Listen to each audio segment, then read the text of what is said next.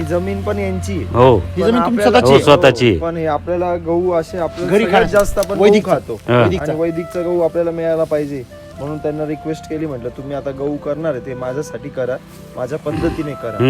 आणि ते अचंबित होऊन गेले. ते म्हणे कुठंतरी आपल्याला गहू पाहिजे असे ते मी बरं. म्हणलं मग तुम्ही आपण इडच आपल्याच पेरा. जमिनीतमध्ये मग पेरू. त्यांनीच मग ते त्यांना सांगितलं, त्यांनी ते टाकलं आणि आम्ही ते टाकलं त्याच्यामध्ये. हा किती गुंठे क्षेत्र आहे? हे साधारण 15-16 गुंठे जागा आहे ती. बर, आता आपण उंचावर उभे आहे आणि खाली असं लवण आहे खाली. हो हो आणि तुम्ही सांगता थोडा पाटाच्या पाण्यावर आहे. उताराची आहे थोडी सर. का ते घसरगुंडी खेळते लहान. हो उताराची जागा आहे ना म्हणजे ही. बऱ्याचपैकी लोक म्हणे की इथं गहूच होणार. हा विषयच नाहीये. हो बरोबर आहे. हे समोर बघा ना तुम्ही रान, हे समोर तुम्ही इथं नाही, माती- गवतच आहे ना ते, म्हणजे बरोबर काही ना? तसं होत नाही म्हणजे ते. तुम्ही माळ रान आहे हे. हो माळ रानावर वरच्यावर खडक आहे. हो बरोबर. बरोबर आहे. आणि अशा वाळसराच्या जमिनीमध्ये हो. आता पाणी भरलं का लगेच काय होतंय? हो मी मी त्यांना म्हटलं होतं, इथं गहूच होणार नाही, तिथून पाणी जर सोडलं ना ते खाली डळून जाईल. एक मिनिट 1-1.5 मिनिट लागतं समजा ते. बरोबर आहे. 1.5 मिनिटात पाणी खाली, हो इकडे कोरडं टाक, म्हणजे मागून पळत जावं माणसाने. हो बरोबर आहे. बरोबर. मग या जमिनीमध्ये गहू करण्याची कल्पनाच मुळात फार अवघड नाही आहे. आम्ही म्हणजे आम्ही करतच नव्हतो, पण सर बरोबर. म्हणले का बा आमच्या पुरतं करायचे.